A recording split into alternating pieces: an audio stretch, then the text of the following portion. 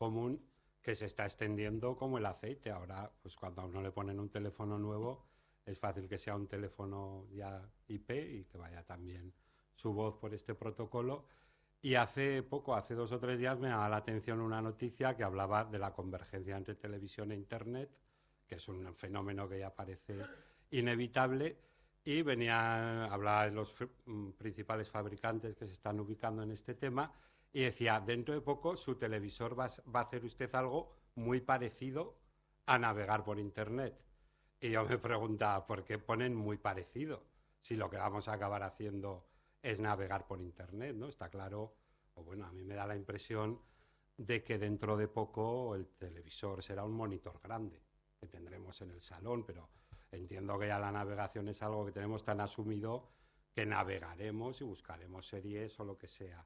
Entonces, en ese sentido, tengo la sensación de que también la radio no sufrirá esta convergencia. Eso es una de las cosas. Pero luego, por otro lado, también me gustaría destacar que luego al final lo importante es el contenido. Lo importante es la música, por ejemplo, y que sea buena música. Y la buena música no depende de la tecnología, depende de alguien que sabe hacerla y que es un artista. Y en ese sentido también la técnica nos hace muchas veces perder la perspectiva de lo que hay detrás de cada comunicación, en este caso de lo que es hacer radio y hacer buena radio. Entonces no sé yo si la pregunta sería si creéis que las nuevas tecnologías amenazan de alguna forma el arte de hacer radio y de saberla hacer bien y que un programa sea ameno, que yo creo que es algo que se desarrollará a nivel profesional, que no hace cualquiera, ¿no? No sé si alguno... Sí, lo que importa bastante es ser capaces de establecer algunas métricas, algunas formas de cualificación para que todo ese volumen de información, sean las radios actuales, sean nuevos agentes, sean capaces de poner un marchamo de si esa información viene de un sitio refrendado o si viene simplemente de alguien que lo ha escrito porque le apetece y que no tiene una fuente básica. Las bases del periodismo, ¿no? Identificar, dar noticia, pero también contrastarla. En el caso de la música, probablemente el propio consumo por parte de la gente dará validez a unos contenidos. Las noticias, sobre todo las de última hora, yo creo que hay mucha relevancia en la categorización, en la clasificación, en la ponderación, para que no nos estemos creyendo que hay un accidente en determinada carretera y no vayamos por allí y eso pueda llegar a ser incluso mentira. Entonces, yo creo que ahí los players tienen las radios, los periodistas tienen mucho que aportar. Sí, bueno, esto en cuanto a control un poco de la veracidad, ¿no? Claro. Pero un poco traduciendo a lo que decía Miguel antes, es la inteligencia colectiva. Es decir, vale que puede ser bueno un programa de radio en el que yo a la selección de las canciones la hago por votación, pero también puede ser, bueno, en qué medida seguirán siendo necesarios profesionales que programen y que hagan, ¿no? Es decir, en qué medida vamos a asistir a que, ¿no?, la inteligencia colectiva sustituya a los profesionales, por ejemplo, en los medios de comunicación. ¿Creéis que en eso las redes pueden tener un papel relevante o no? Yo ahí tengo con lo de los periodistas y la velocidad. Bueno, antes de decir esto, hay muchos periodistas en la sala, que levanten la mano, por favor.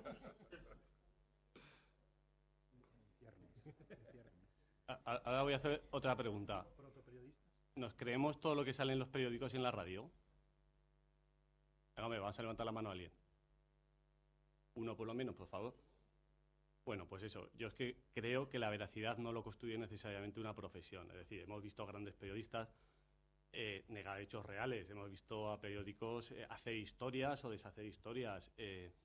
Yo creo, mira, ayer yo seguía, no pude estar en el FICOD, pero estuve siguiéndolo, pues como hay aquí streaming, y vi a José Antonio, no, perdón, no fue en el FICOD, fue en La Coruña. Y él decía que en Internet es mucho más fácil pillar una mentira. O sea, yo precisamente creo que el factor de la confianza se vuelve a construir de nuevo por las bases. Es decir, que seas un periodista famoso y que tu cara salga en un anuncio de un banco famoso no construye más veracidad. La veracidad la construye por lo mismo, por lo que vamos a viajeros, punto no sé qué, y nos creemos lo que pone ahí. Porque hay un montón de gente como nosotros, opiniones entre iguales, que son las que validan el contenido que hay ahí. Entonces, desde el momento que la validación, la confianza, no la tienes tú, sino que te la dan los demás, y que el contenido además lo puedes generar tú, pero de la misma forma que lo pueden generar los demás, volvemos a lo del cambio de valor. Es decir, si aquí hay 3 personas que tenemos cosas interesantes que decir, igual podemos organizar una radio en Internet de debates y además alcanzar credibilidad porque la gente nos la dé. Pregunto y digo.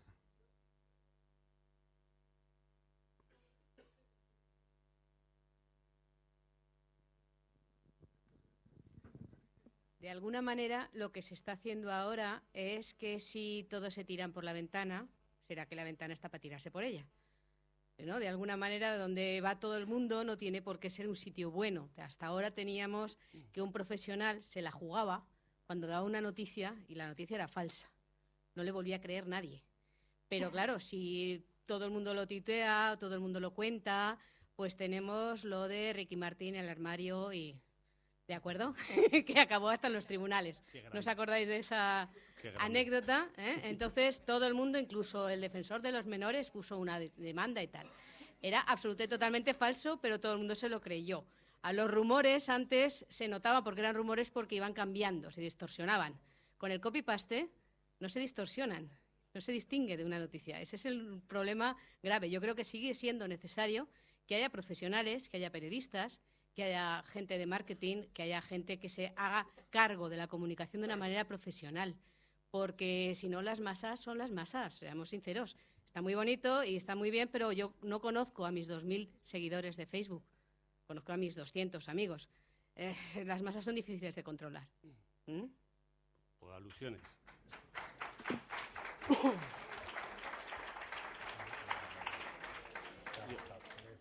Yo solo ahí tengo que decir 2 cosas. Una, que yo no me meto con la profesionalidad. Es decir, yo creo que yo me fío más de una casa que me hace un arquitecto que la que me puedo hacer yo mismo, ¿no? Eso, la profesionalidad yo no la pongo en duda. Lo que yo pongo en duda es que a veces los medios y donde la gente que paga a esos profesionales pues puede matizar o mediatizar.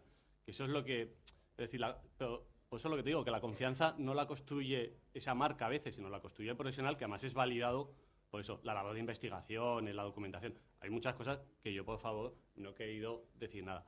Y respecto a las masas, yo personalmente creo en la democracia. Y eso funciona así. Pues Internet funciona también así. ¿No hay ninguna pregunta de la gente joven? Por ahí. Algo, venga, va. Aunque sea en el Twitter, vale, leemos en el Twitter.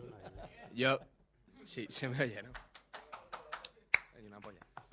Yo quería preguntar si no consideran ustedes que todo este tipo de redes sociales, Twenty, Facebook, todas estas cosas que lo han planteado aquí como un adelanto increíble y demás, no están dinamitando un poco lo que es el proceso de comunicación que ha habido siempre entre las personas de forma presencial. O sea, ahora la gente tiene familia, tiene amigos y tal, y en vez de quedar con ellos para tomar algo, verse e interesarse realmente por ellos, directamente de una forma mucho más frívola, desde su casa mandan un mensaje, comentan 2 fotos y todo el mundo... Y parece que eso ahora es una relación humana plena y, sinceramente, para mí no lo es.